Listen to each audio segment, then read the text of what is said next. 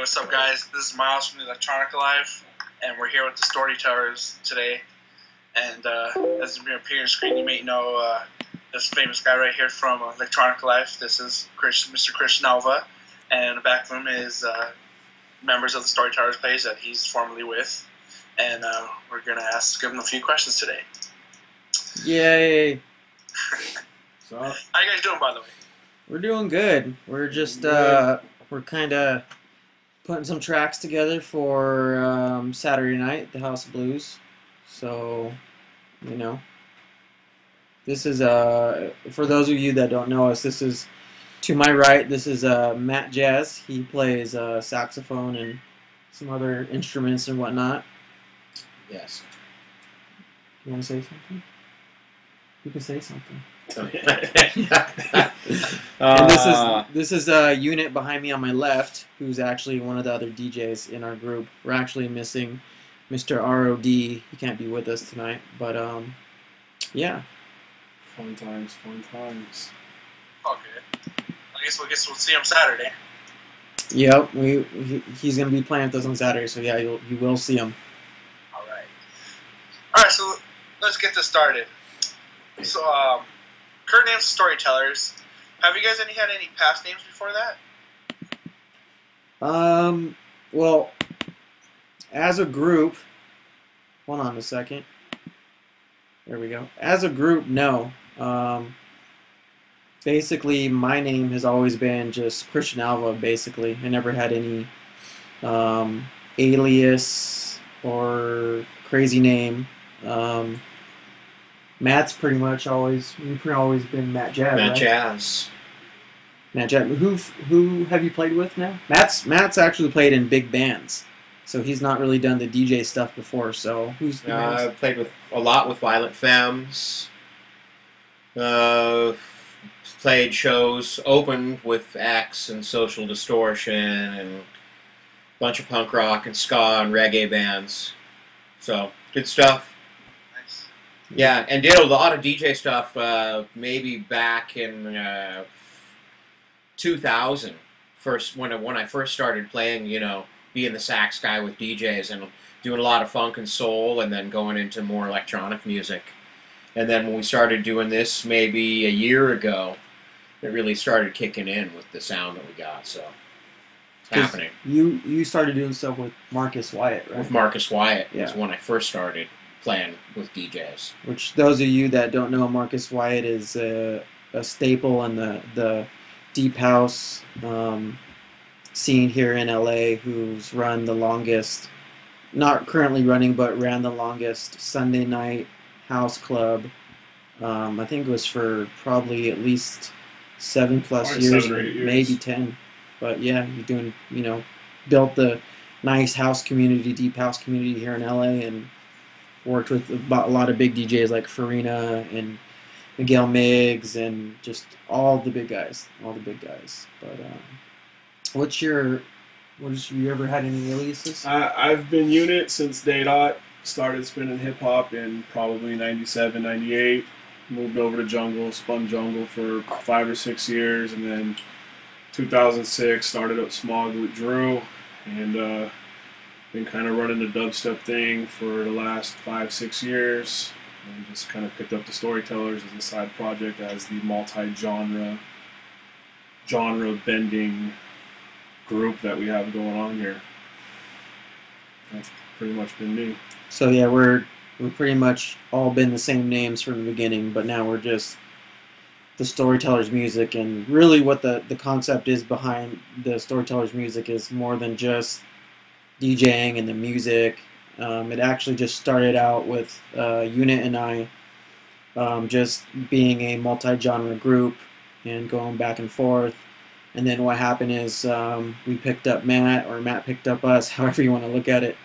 And we added his live element of saxophone and whatnot to our stuff. And then all in the midst of it, we actually got into a video project side of it, which is actually where we're trying to go to where we actually produce original film content and then actually spin, DJ, play live instruments all to it and make it a movie cinematic experience without any words. It's just all music. So we've actually done one of those audio-visual projects already, and we're actually working on the second one, getting ready to do something probably in the next 6 months to 2 years. So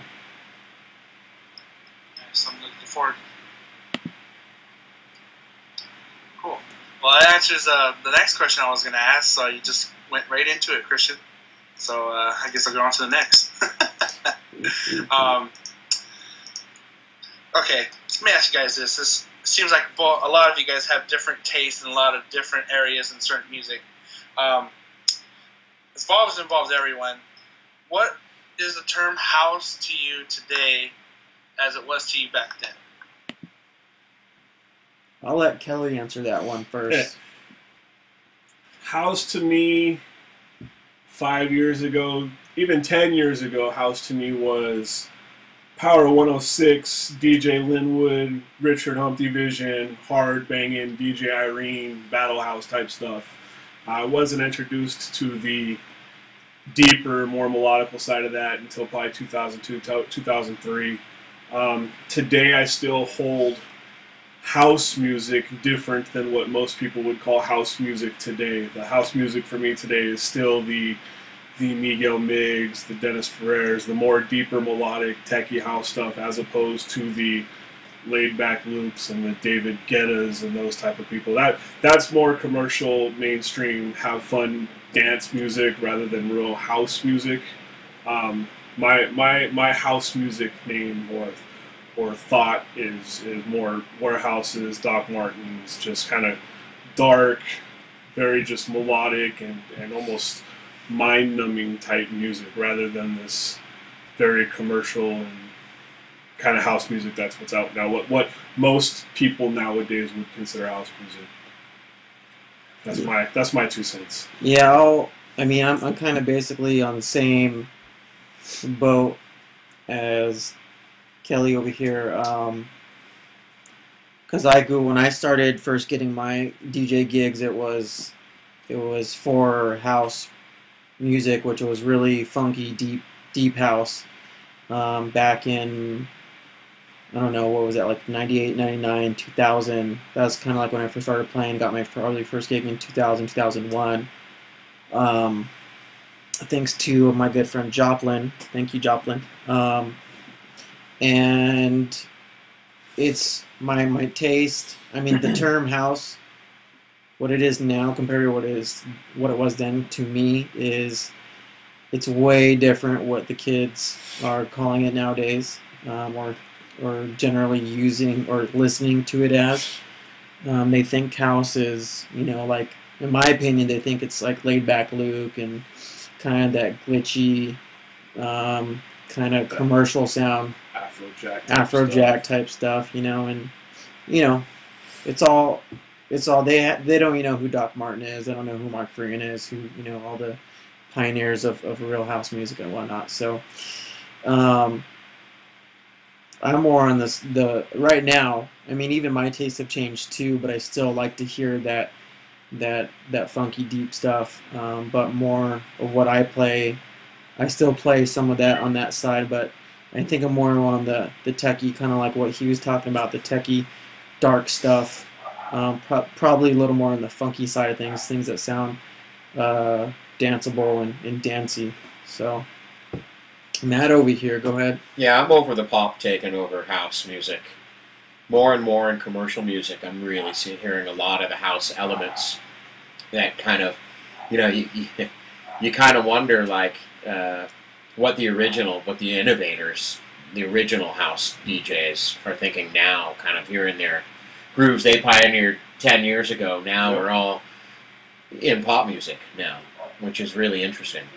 I'm more down with the deeper groove, especially for me. I mean, I like to call this music the new jazz, for me as a sax player, because it's got the elements of improvisation, and in the grooves, there's the improvisation with the DJ, then there's the improvisation with the sax, and there's the improvisation with the audience, and it really pulls it together in this new house, new jazz kind of sound altogether that we're able to create, you know. And plus, we've got a bunch of different sets, you know, other than our super strong house sets, you know. We've got some hip hop groove sets. We've got some just all sorts of different kind of vibes that we can put out at any moment for any crowd, you know, and in an improvisational way, you know, which is really a cool thing. Yeah, actually, what we've been working on is since we're kind of multi-genred anyways. One of these last gigs that we had, we were doing hip hop instrumentals with Matt playing over them, and this was more like 90s, right? 90s. Yeah, it was like 90s, 2000s, Yeah. West Coast hip hop instrumentals, real jazzy instrumentals type stuff, and it was a very full jazz feeling with some of these hard hip hop songs that you guys would let your kids listen to, but Yeah. pull the instrumentals out of it, and it's an amazing vibe. And there's some fat ass grooves too. Yeah, huge. So yeah, you know, we've been working on that, you know, and then, you know, there's the dubstep side of thing, because, you know, Kelly really comes from the heavier dubstep side of stuff, you know, whereas I don't. So Kelly likes to do dubstep, you know, in combination with house and whatever else we just kind of like throw in there, you know. And Matt just grooves up with all of it. So Yeah. it's a pretty cool thing. Come check it out Saturday, October 22nd, House of Blues. Looking forward to it. That was a tangent, wasn't it? Jesus. Okay. When you guys were in the EDM community, which is called today's EDM rather than rave term, how was it abroad you guys when you guys started? Did you just say like what's the difference between now and what is like what it was then? Is that what you just said? Yeah, kind of like I'm comparing again, but as far as the scene goes for you guys. You know, I used to play in bands where we'd play, back in the day, if you remember Truth. Do you remember Truth? And there were all these clubs at Park Plaza and Orbit. Do you remember Orbit, you guys? See, this was even before you guys. Probably. And and it was more the term of a rave then, as opposed to an electronic dance party kind of thing. And, you know, we'd always be the live band that would play in the one room. They'd always have a live band room and then like 4 different rooms with DJs and everything. And, you know, what a great scene, you know. Even from then to now, I mean, it's awesome. This might have been in the 90s. Yeah. I don't know. I'm not old. For me, I think the rave scene, when I started getting into the rave scene, it was in the beginning it was alright. Started to become this. It was the Masterdomes, the La Casas, the Fox Theaters, the Indian parties on the Indian lands. It was all these break-in warehouse parties, and that was cool. And that was stuff these kids don't get today because the stuff won't happen today.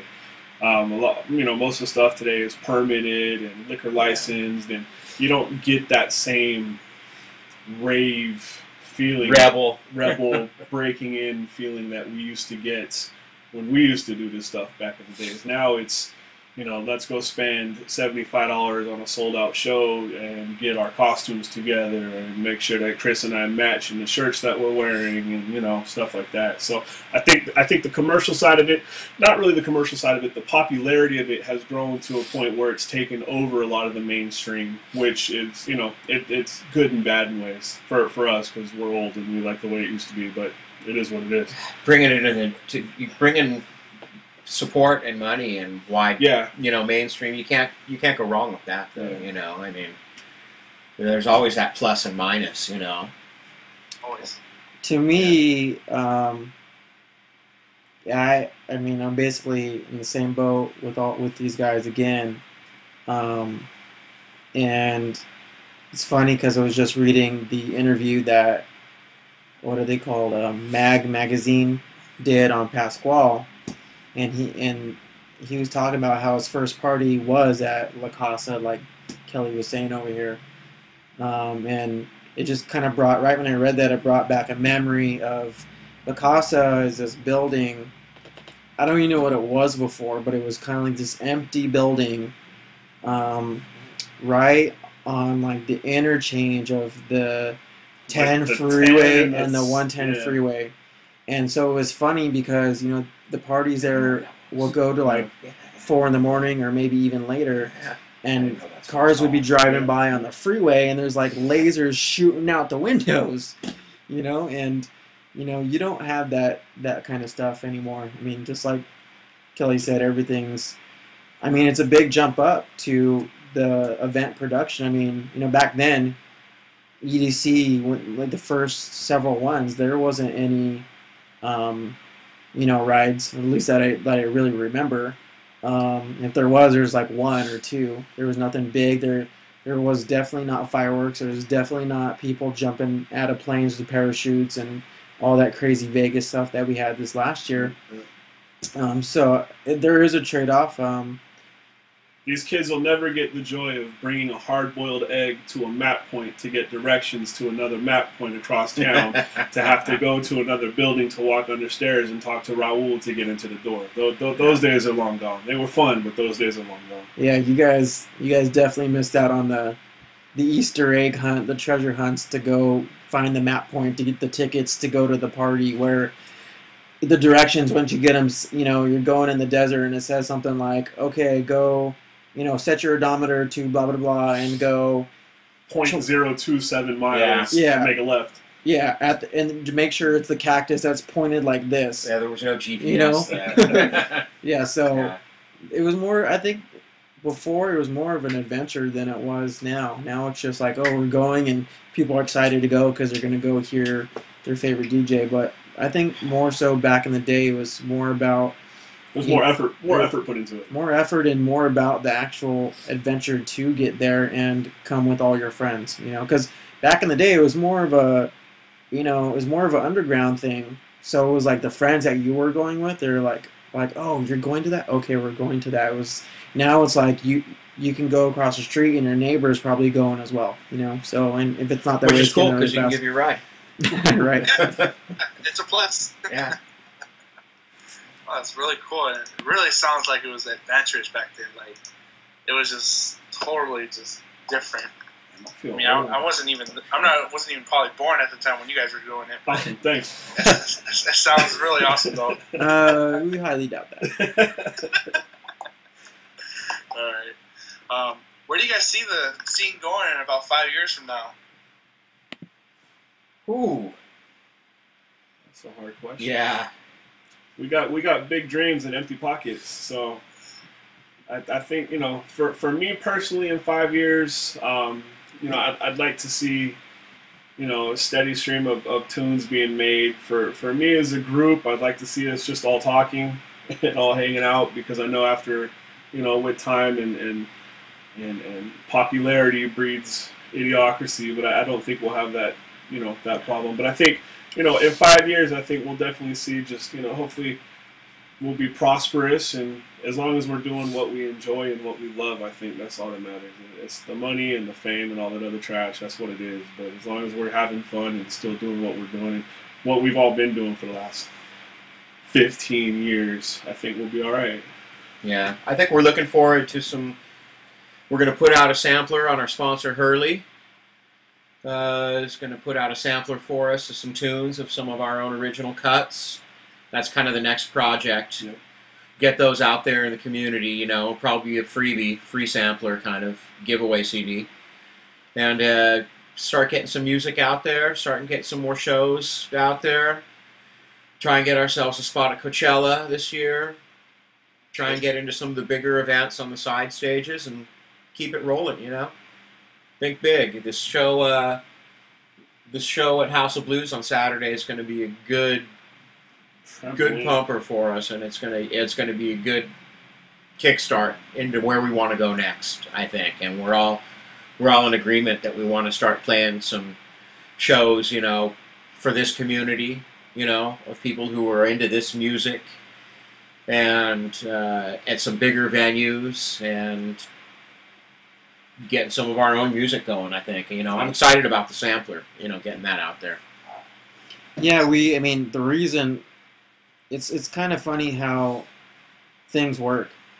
We had a meeting probably a month ago, a month and a half, maybe 2 months ago, and it was about where do we want to take what we're doing, because personally, I don't want to be doing this as a hobby. I want to take things to the next level, get bigger gigs, put out some productions, get bigger gigs. I don't know if I said that already, but just do bigger things in general, because I don't want to be playing, little small gigs and making, little to no money. It's just not really worth my time. I could be doing Playing big gigs and making little to no money. right, exactly, but more exposure. So once we set that emotion, that meeting 2 months ago, then the next thing you know, then we're doing this House of Blues thing. So it's you gotta. I mean, you really.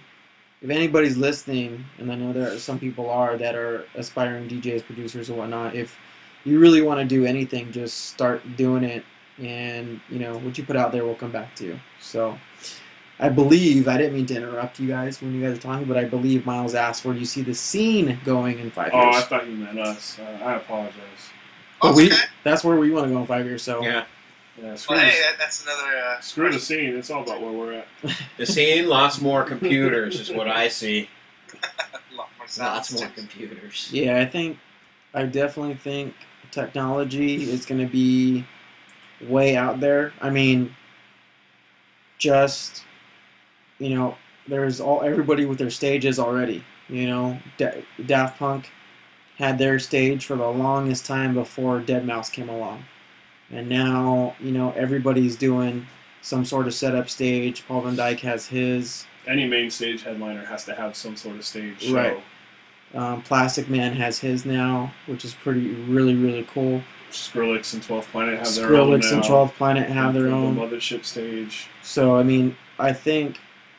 I like a good stage. I believe the technological side of it and the showmanship and the overall production is actually going to go kind of like where we've thought of already, which is basically to like movie / cinematic type stuff. Multimedia. Yeah, multimedia stuff. Full audio visual experience rather than just playing records in a dark room. I think it's going to be with technology moving so quickly nowadays, especially the music scene. I mean, 5 years ago, CD players just came out, and now people are mixing straight on their iPods. I mean, not that that's really happening, but people can have the ability to mix off a USB stick and some iPods or whatever.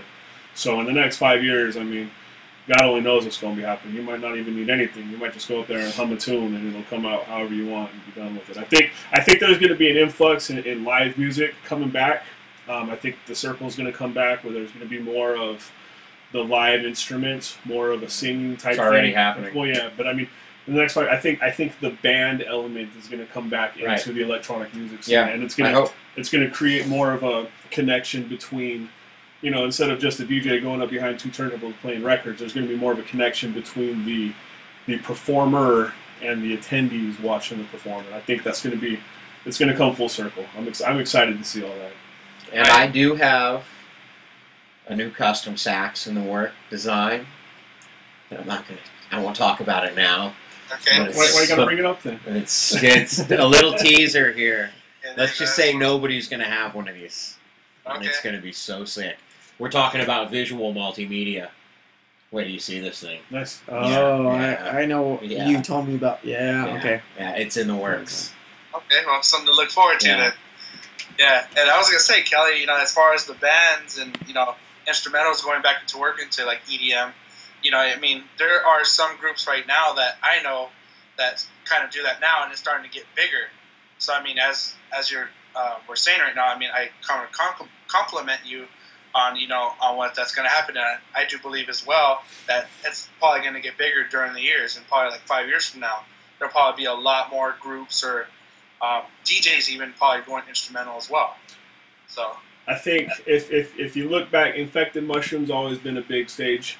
You look back in the drum and bass years, Ronnie Size and Represent, people don't realize they were live bands before. They're all individual DJs, but when they come together as Represent, they do all those songs live on stage. That's dope too. Rusko, he put on a live stage. He had bass guitars and drums before. That was 2, 3, 4 years ago, back when he started doing his tour. But I think the live element is coming back. There's DLX from Smog has his group out there, and they're full live, drums, guitars, keyboards, everything. And I think that's going to come back, where it's going to be more of a, I don't want to use Massive Attack or the Prodigy, but it's going to be more of a live electronic band as opposed to samplers and all that other stuff. Just one person. It's going to bring everything together. I think it's going to bring a lot warmer of a feeling together. And I look forward to it. I'm excited for it. Right, me too as well. I mean, it's always good to switch things up rather than just seeing someone behind the decks and playing with their mixer, or messing with it just to get that certain sound. Rather, they could have an instrument and make something better or something unique. Yeah. So yeah, I look forward to that as well. So okay, are you guys excited to play for Saturday? I mean, you guys sound like you are, but I mean, is this going to be like the biggest show that you guys had so far? It's the biggest show together, yes. Matt here, who's played with all these, big bands, has played at the House of Blues several times, right?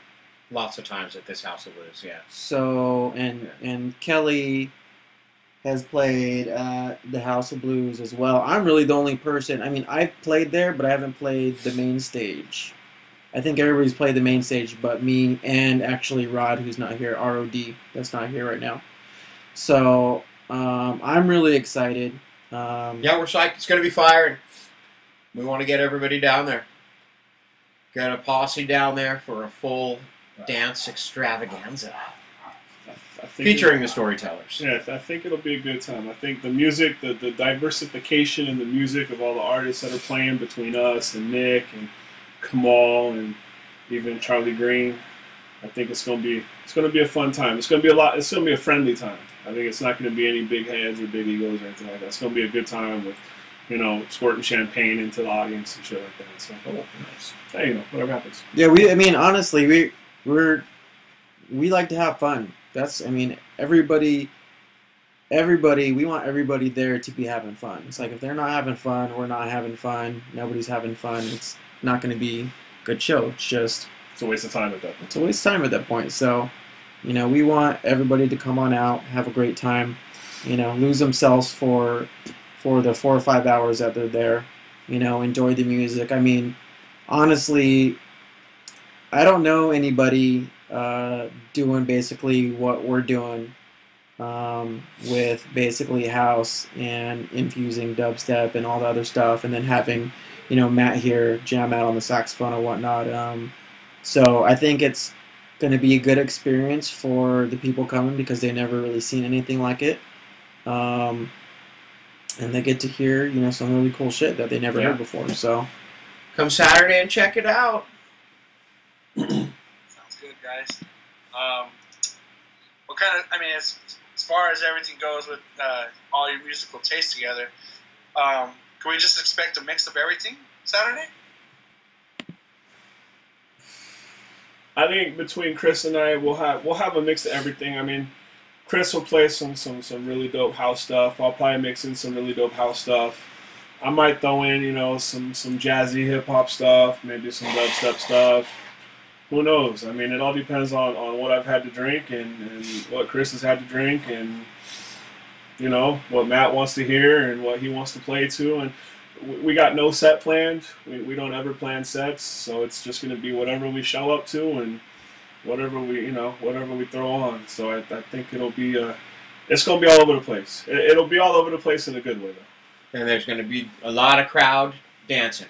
Yeah, that's the main thing. Yeah, I'm actually going to make everybody, all of us, Storytellers, Charlie Green, who's playing before us, we're all gonna go do some shots before we play, just to have some fun and bring it on out. No Jaeger, but I mean, really, there's Nick Alvarado from InSoulWeTrust.com playing after us.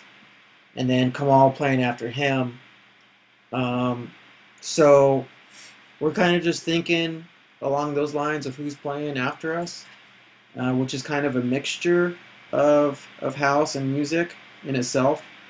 So we're basically just going to stick to what we usually do, which is stick a Mark Farina CD in there and just let it play, and we just pretend like we're... No, I'm just kidding.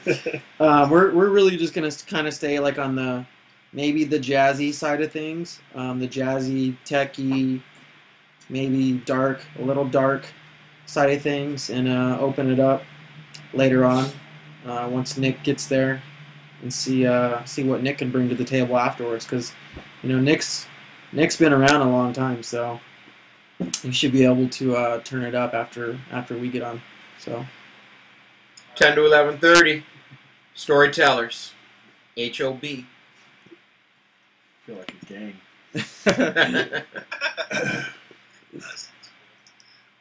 Okay.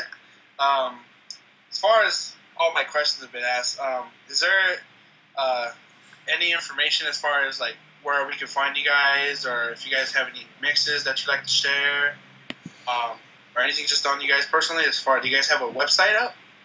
Yes, so you can find us at the storytellersmusic.com, so THE, storytellersmusic.com. You can also find us under the same brand name, the Storytellers Music. So Facebook / the Storytellers Music, or keyword the Storytellers Music. Twitter would be twitter.com/storymusic. Someone beat us to our name. But basically, if you just go to our main website, we have all our links on there. You can just find us there, and we actually have what's cool on our website. We have a unreleased mix that we did for a boutique hotel called Maya. It's a very expensive hotel, and we did a mix for them to play over their PA for their hotel guests and whatnot inside their bar. So we did that mix. That's up there. You can stream that. And we also have one of our original mixes up there that was like an introduction to what we're trying to do. And actually, both the mixes are different. One's more of a deeper house, dark, techie, ordeal, jazzy type thing. And then the other one is more of a progressive, trance, couple dubstep tracks in there too. Yeah, that's about it. All right. MattJazz.com. Yeah, MattJazz.com over here for anybody that wants to check out Matt. What do you got on your site anyways? We got a bunch of songs, photos, some info, a few articles. A couple personal ads. Yeah, exactly. Sounds good. SWSP, single white sax player. Well, that was great, guys. Well, I want to thank you for your time, for taking out and doing this interview. We really appreciate it. And, well, pretty much real excited to see you guys for House of Blues Saturday. Thank you. Pretty sure you guys will throw something in there that's probably going to catch everyone's eye. Check it out. Well, that's what we're hoping. All right. Well, All right, man. Thanks. All right. Thanks Yeah. a lot. Yeah, thank you.